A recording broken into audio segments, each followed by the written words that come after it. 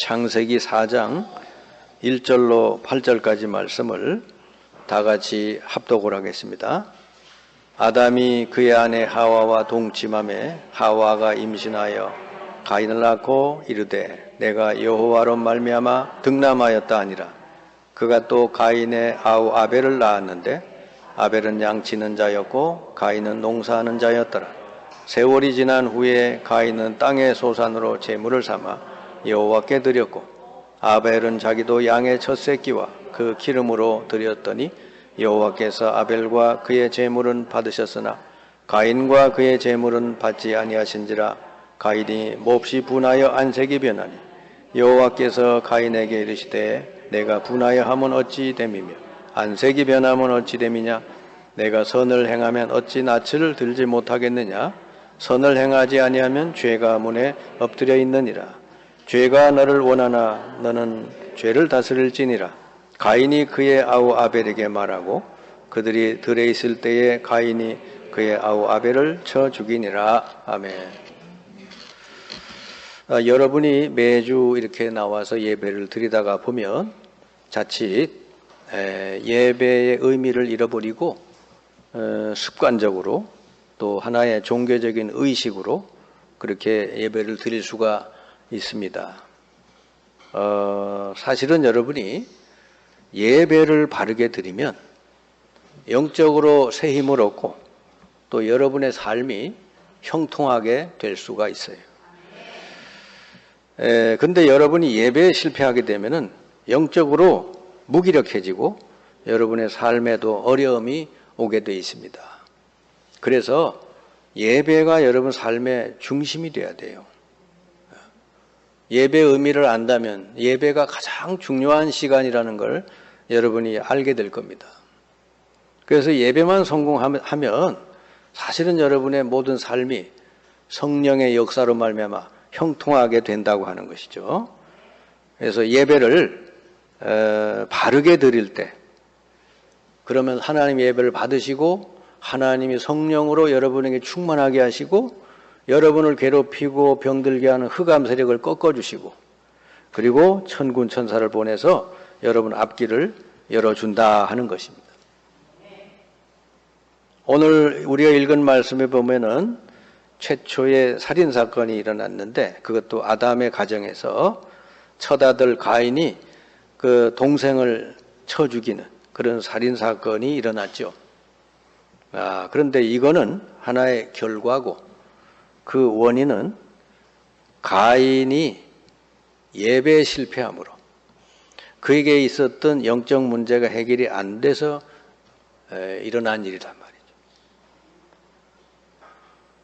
예배에 실패한 이 가인은요, 왜 내가 예배가 안 됐을까 고민하고 그거를 이제 바르게 고치면 될 텐데 오히려 그거에 대해서 분노했다 그랬어요. 분노하고 안색이 변했다 그랬습니다. 사탄에게 이제 잡힌 것이죠. 이 사람이 그냥 화낼 수 있고 뭐 분노할 수 있죠. 근데 안색이 변했다 이 말은 사탄에게 잡혔다 그 말이죠. 요즘 우리 아이들 중에 어린아이들 중에 이런 아이들이 참 많아요. 화를 내도 그냥 화를 내는 정도가 아니고 아이들이 얼굴에서 눈빛에서 이게 막 살기가 나온다. 그 정도로 아이들에게 영적 문제가 지금 심각하게 와 있는 것이죠. 가인이 이렇게 예배를 바르게 드리질 못하니까 오히려 분노하게 되고 그러면서 사탄이 완전히 사로잡아서 그 마음에다가 뭔 생각을 줬냐 그러면 하나님을 뭐 어떻게 할 수는 없으니까 아무 자기한테 죄도 짓지도 않은 자기 동생을 죽이라고 그런 생각을 마귀가 가인의 마음속에 집어넣은 것이죠. 그래서 결국은 엉뚱하게 동생을 쳐 죽이게 됐다. 여러분이 예배만 성공해도 삶이 성공하게 되어 있습니다. 얼마나 우리 하나님의 은혜로운 하나님인지 예배만 바르게 드리고 예배 때 여러분 은혜 받고 예배 때 말씀 붙들고 정말 기도하고 나가면 여러분 삶이 성공되게 돼 있어요. 왜 그러냐? 왜 예배만 바르게 드려도 여러분 인생이 성공하냐? 여러분을 실패시키는 진짜 문제가 따로 있기 때문에 그래요.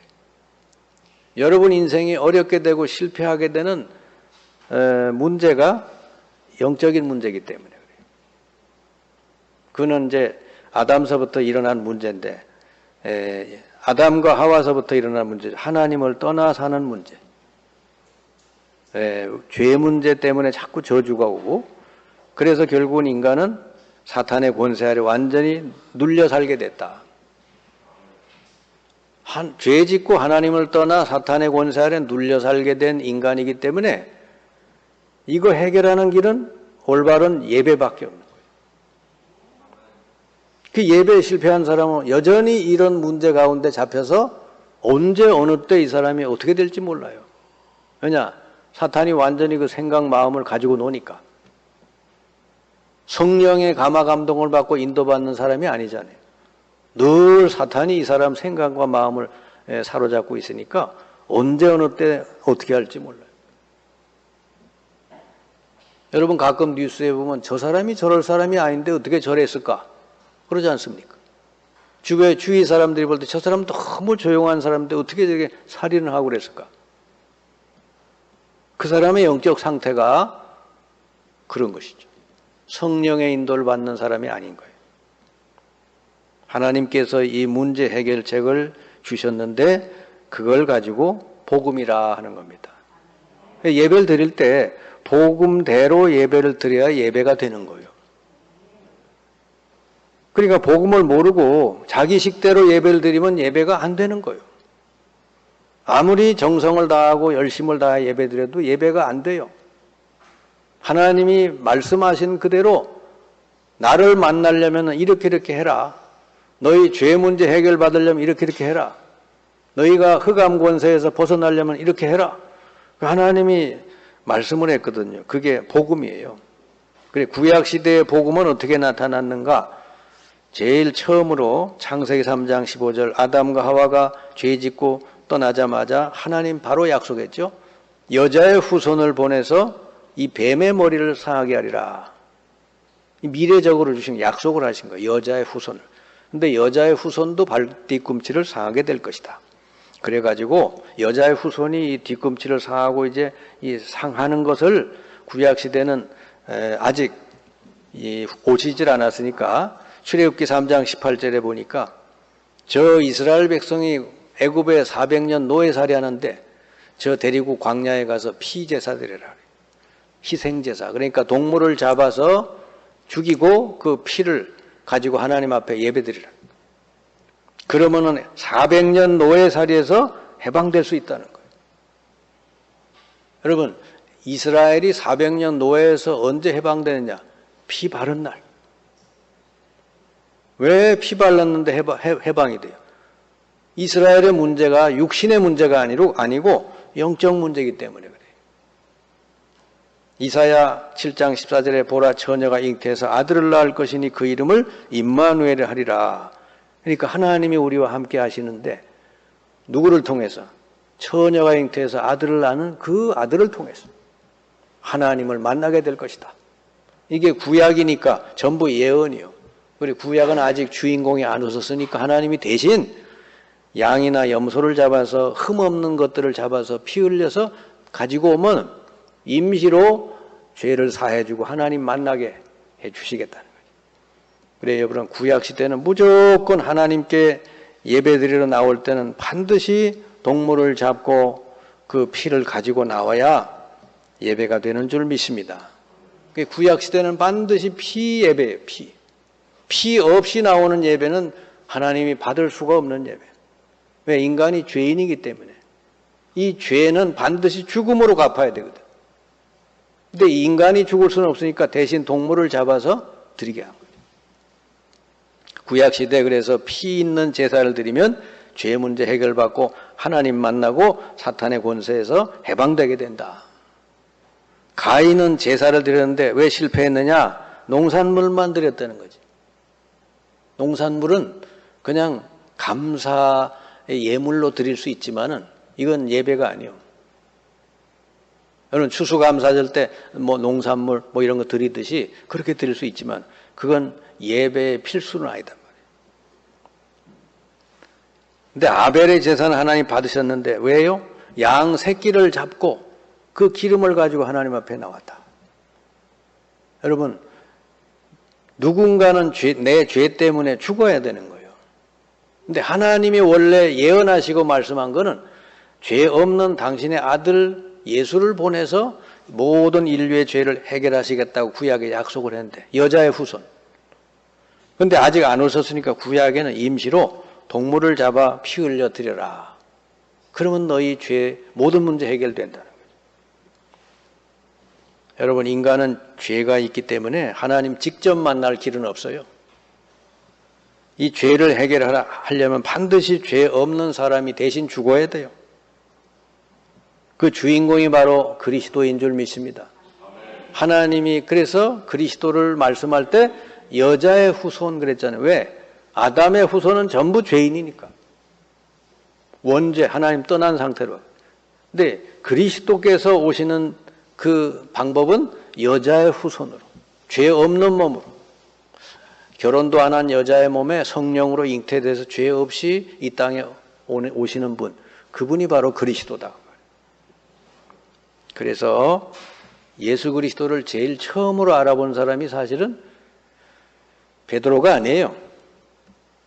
예수님을 최초로 제대로 알아맞춘 사람이 누구냐? 세례 요한이에요. 세례 요한이 예수님을 뭐라 했냐면은 보라! 세상 죄를 지고 가는 하나님의 어린 양이로다 그랬다.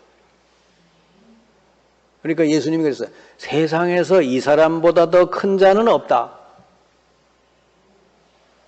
여러분 결국 인생은 예수가 그리스도라는 이 사실을 알고 믿고 누리느냐 그렇지 못하냐에 딸려 있어요. 아멘? 아무리 세상에서 많은 지식을 갖고 많이 성공을 해도 이 영적 문제 해결은 절대로 안 되는 겁니다. 그래서 세상에 지금 성공한 사람들이 자살하고 그런 게 얼마나 많아요 지금. 예? 재벌도 자살했지요.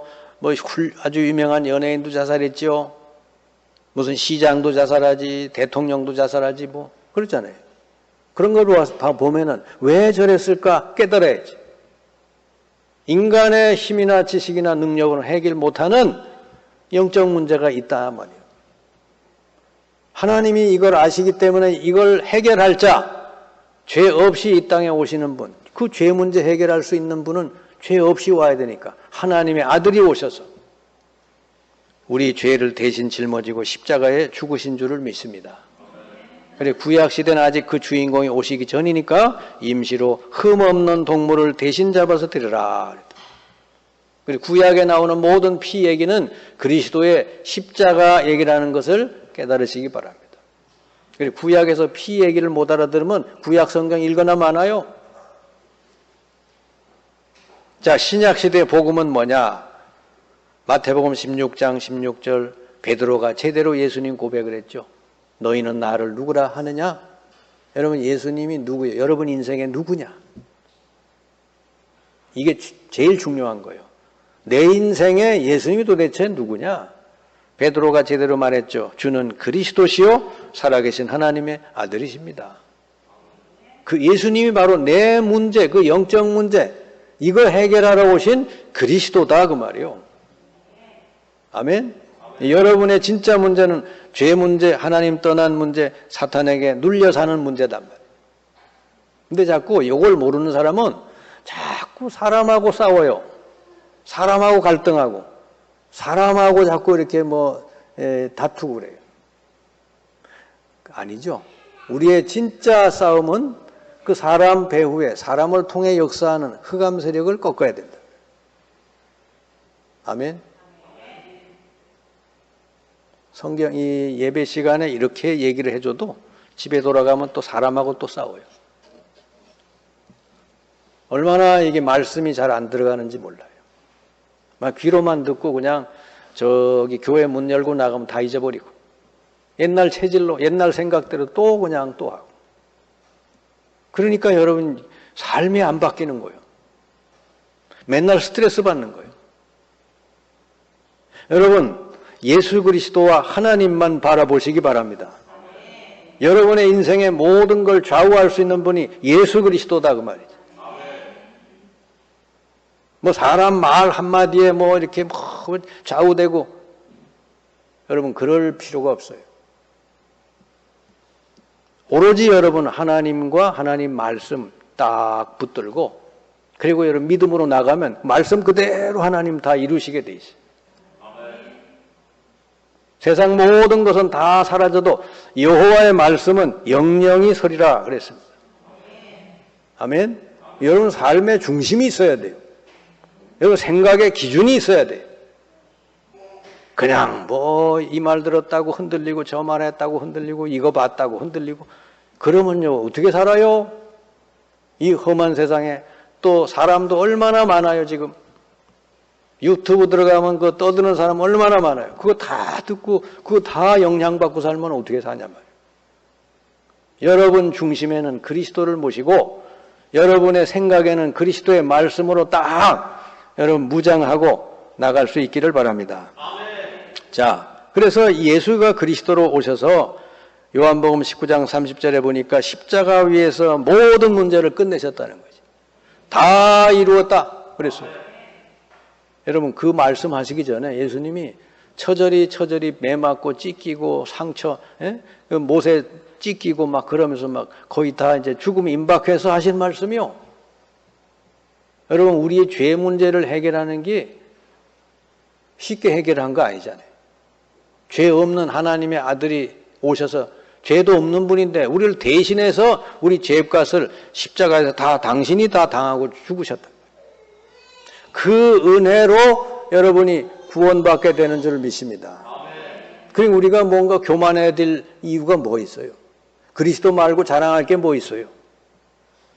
우리는 전부 다 죽을 죄인인데 죄 때문에 저주받아야 당연한 거고 사탄에게 눌려서 영적인 문제만 정신 문제 엄청 당하고 살다가 지옥 가는 게 당연한 거예요. 우리는. 여러분 구약시대에 보세요. 구약시대는 뭐야? 눈은 눈, 이는 이 그러잖아요. 구약시대는 이 남 보고 욕 많이 한 사람 이빨 다 뽑혀야 돼.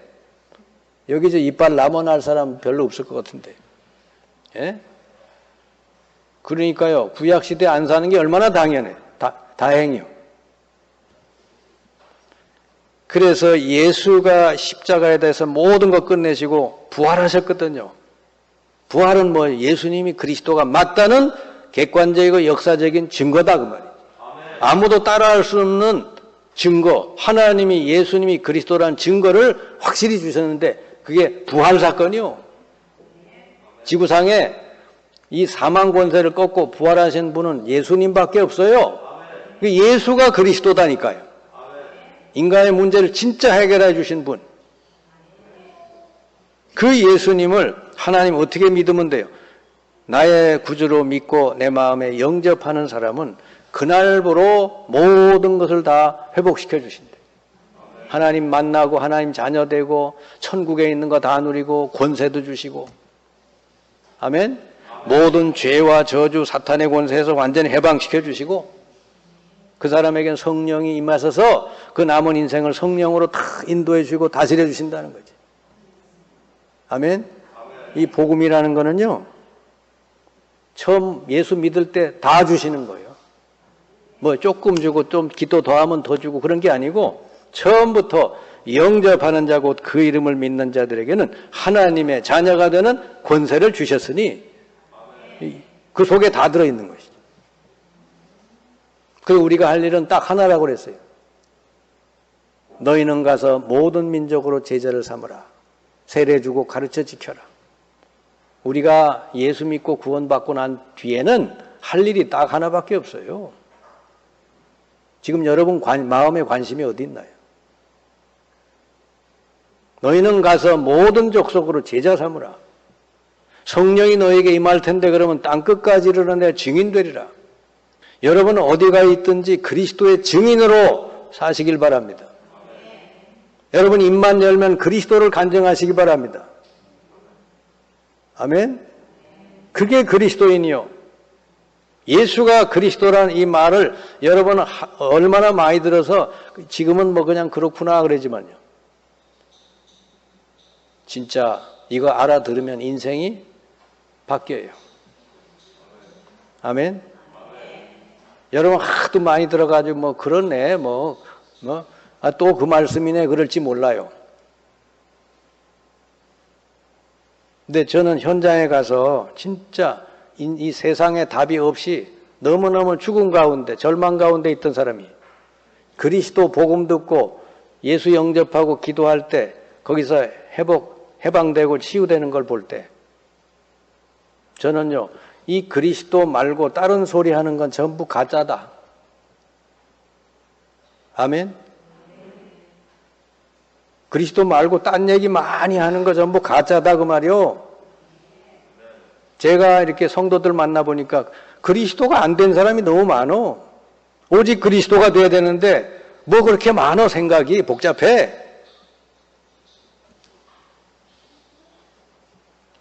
여러분 그리스도 안에 모든 거 다 있는 줄 믿습니다. 그래서 이제서부터는 하나님께서 그랬잖아요. 사도행 1장 8절 오직 성령이 너희에게 임하면 너희가 권능을 얻고 힘을 얻고 어디까지? 땅끝까지 이르러 내 증인되리라. 세계복음화는 저 남의 일이 아니에요. 저와 여러분에게 그런 축복을 주시겠다는 것입니다. 세계복음화를 위해서 기도하세요. 하나님은 여러분 보고 그냥 네 가정만, 네 자녀만, 네 잘되게 그게 하나님의 뜻이 아니요. 너로 말미암아 모든 족속이 복을 받게 하리라. 하나님이 얼마나 한국을 축복해 주셨는지 지금 선진국에 와 있잖아요. 그거는 무슨 얘기냐? 전 세계를 향해서 이제 복음 가지고 헌금도 하고 직접 가기도 하고 선교사도 보내서 전 세계를 살려라 그 말이지. 그런 여러분 책임이 우리에게 있는 줄 믿습니다. 여러분이 그러니까 좀 마음을 넓혀야 돼요. 뭐 별거 아닌 거, 뭐 조그마한 거 가지고 뭐 삐지고 달고 그러지 말고 정말로 세계, 지금 세계는 다 죽어가고 있잖아요. 저 아프리카 뭐 복음 안 들어간 동네가 얼마나 많아요. 완전히 우상에 덮여가지고 다 죽어가고 있잖아요. 그 나라 민족들을 어떻게 살릴까? 그걸 놓고 기도하고 그걸 위해서 헌신하고 고민하고 그래야 되잖아요. 고민을 해도 그 고민을 해야지요.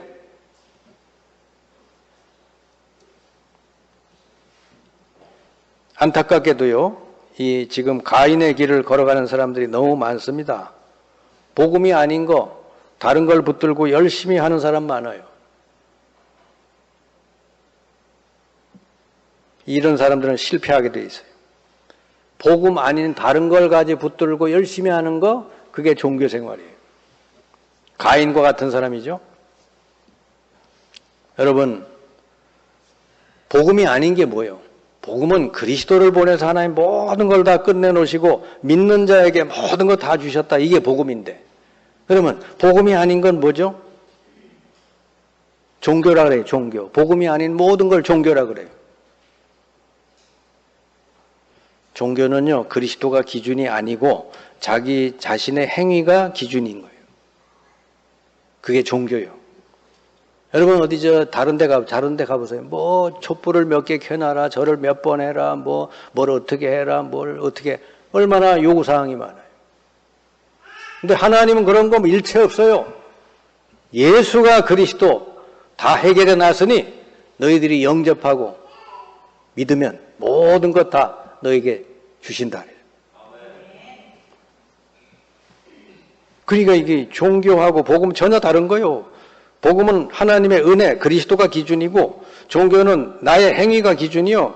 그러니까 이 사람은 항상 어디에 관심이 많으냐? 나의 의, 나의 열심, 나의 경건, 나의 헌신, 나의 체험, 나의 은사, 나의 선행, 이걸 강조하는 거예요. 이런 사람은요, 진짜 나중에 실패합니다. 왜냐하면 영적 문제 해결이 안 돼요. 오직 그리스도가 아닌 사람은 영적 문제 해결이 안 돼요. 그러면 그 인생이 어떻게 돼요? 본인도 힘들고 주위 사람도 힘들게 하고 그러는 거예요. 그 사람 옆에는 아무도 가지 않아요.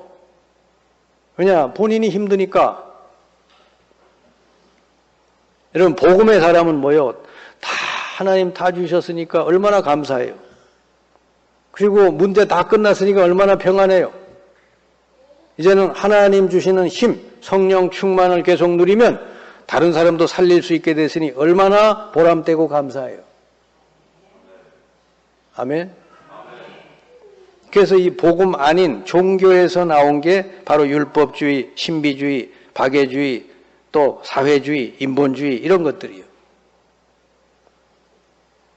여러분, 이런 걸 구분할 수 있기를 바랍니다.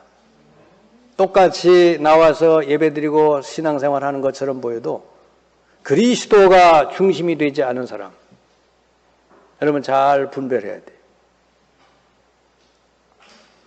저는 전도 현장에 가서 이런 사람만 너무 많이 봤어요. 그러니까 이게 그리스도로 답이 안 나니까 열심히 하다가 무속인 된 사람 너무 많아요. 제가 인천에서 한 1000명 만나본 중에 한 80%는 다 기독교인이었어요. 옛날에 다 기독교 열심히 한 사람들. 그리고 뭐 영적 문제, 교회 다니면서도 영적 문제로 시달리고 정신 문제로 시달리고 이런 사람 너무 많이 만나요. 그 그리스도가 답이다 알려주고 영접하고 기도했는데 이 사람들이 다 회복이 되고 치유되는 걸 봤습니다. 여러분, 그리스도가 우리 인생의 유일한 답인 것을 믿으시기 바랍니다. 그래서 저는 어디 가든지 그리스도를 전하는 일, 그게 제 중심이에요. 사람들이 정말 그리스도를 알고 믿고 누리고 있는지 그게 나의 관심이에요. 여러분이 인생에 그리스도로 담났다면 어디 가 있든지 이 그리스도를 내가 사람들에게 어떻게 하면 전달할 수 있을까? 그게 관심이겠죠. 거기서 무슨 나를 어떻게 대접해 주냐 그런 관심이 아니잖아요. 안 그래요? 하나님이 여러분 어느 곳에 직장에 보냈으면 거기 그리스도를 전해서 그 현장 살리라고 보냈으니까. 그러니까 거기서 사람이 여러분에게 뭘 어떻게 하든 아무 상관없어요. 여러분은 그리스도를 전해 생명 살리는 게 목적이니까요. 근데 사실은 그거 하면은 하나님이 여러분 높여주십니다. 요셉처럼 하루아침에 총리로 세우셔요. 왜냐? 그 일을 잘하라고. 아멘? 여러분이 어느 현장에 가 있든지 그리스도를 조용히 누리면서 그 현장 사람들 잘 섬기고 어떻게든지 때를 따라 그리스도를 전하고 이런 삶을 살면요. 하나님이요. 여러분의 모든 삶을 형통하게 하고 축복하실 줄 믿습니다. 왜냐? 하나님이 제일 중요한 것을 붙들고 가는 사람이니까. 이제는 여러분 어디를 가든지 이제는 구약에는 맨날 예배드리려면 동물을 잡아야 되고 피를 가지고 가야 되고 그랬지만은 이제는 절차가 그런 거 하나도 없어요. 예수님이 그랬어요. 요한복음 16장 24절 너희가 지금까지는 내 이름으로 아무것도 구하지 않았으나 구해라. 그러면 받으리니 너희 기쁨이 충만하리라. 그러니까 이제서부터는요. 히브리서 4장 16절 너희는 때를 따라 돕는 은혜를 얻기 위해서 날마다 보좌 앞에 담대히 나아갈지어다. 그러니까 이제는 예배가 주일날 한 번 이런 게 아니라 날마다 여러분은 예수 이름으로 보좌 앞에 나가게 될 줄 믿습니다. 예배 날마다 드릴 수 있어요. 그러니까 이제는 여러분 어딜 가든지 예수 이름으로 날마다 누리시길 바랍니다. 마가복음 16장 17, 18절에 믿는 자들은 이런 표적이 따르니 곧 저희가 내 이름으로 귀신을 쫓아내. 어디 가든지 귀신 흑암 세력을 예수 이름으로 다 꺾으시기 바래요. 그리고 사도행전 1장 8절 오직 성령이 너에게 임하면 권능을 받고 땅 끝까지 증인되리라. 그러니까 어딜 가든지 성령께서 역사해달라고 그렇게 기도하시면 여러분 많은 간증거리 하나님이 주실 줄 믿습니다. 이거 한 사람은 다 성공했어요. 구약시대 대표적으로 아브라함이 가는 곳마다 단을 쌓았다. 아브라함은요 여러 가지로 부족한 사람이에요. 인격적으로 많이 모자라요. 그런데 가는 곳마다 단을 쌓았더니 하나님께서 아브라함을 가는 곳마다 축복하시고 승리하신 줄 믿습니다. 요셉은 노예살이하면서 그냥 무시로 기도했어요. 다니엘은 포로인데 정시로 하루 3번 기도했어요. 초대교회는 같이 모여서 합심해서 기도했어요. 바울은 가는 곳마다 기도처부터 먼저 찾아갔다. 이렇게 이제는 예수 이름으로 기도하면 무조건 하나님이 성령으로 역사해 주시고 흑암 세력을 꺾으시고 천사들을 보내서 여러분의 앞길을 열어주실 줄 믿습니다. 그리고 어디 가든지 여러분 보호자 앞에 날마다 기도하시면 돼요.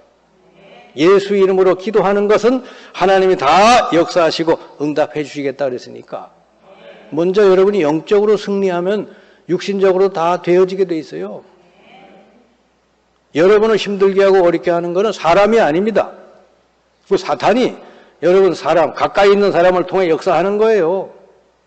속지 말고 여러분이 성령 충만하도록 기도하고 흑암 세력을 꺾고 주의 천사를 보내서 내 앞길을 열어달라고 그렇게 기도하시면 돼요.